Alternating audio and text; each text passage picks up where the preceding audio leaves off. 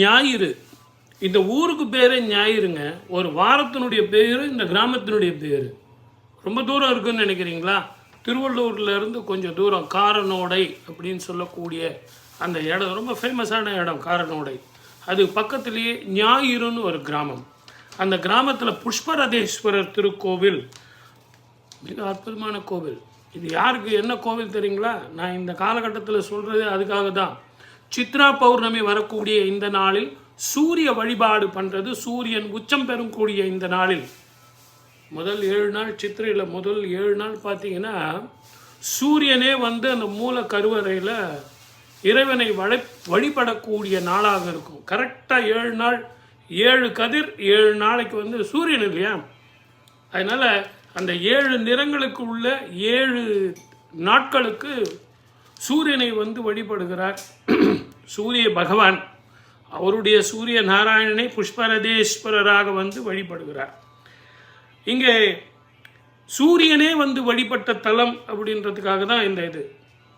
சுந்தரர் மனைவி சங்கிலி நாச்சியார் பிறந்த கண்வ மகரிஷி வழிபட்ட தலம். இதை எல்லாத்தை விட பார்வை பிரச்சனை உள்ளவர்கள், கண் பிரச்சனை உள்ளவர்கள், கணவன் மனைவி பிரச்சனை உள்ளவர்கள், அப்பா பிள்ளை பிரச்சனை உள்ளவர்கள், அம்மா மகள் பிரச்சனை உள்ளவர்கள் அத்தனை பேரும் இங்கே வந்து வழிபட்டால் உறவுகள் மேம்படும்.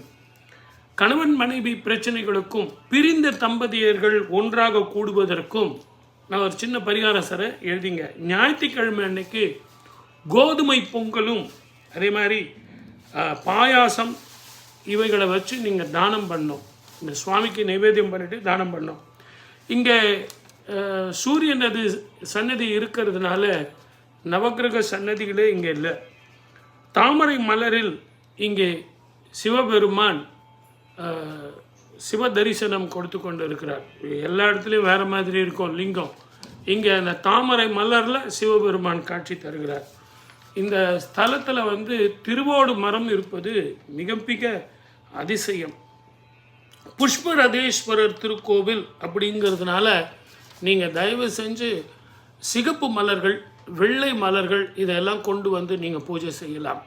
எதிர்வரும் சித்ரா பௌர்ணமிக்குள்ளே நீங்கள் இந்த கோவிலுக்கு வர்றது நல்லது.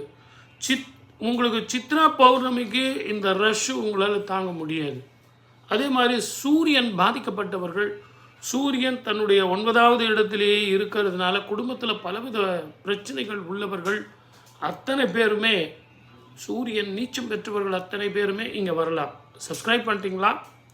ஷேர் பண்ணுங்கள், கமெண்ட் பண்ணுங்கள். முதல்ல சப்ஸ்கிரைப் பண்ணுங்கள். இன்னும் நிறைய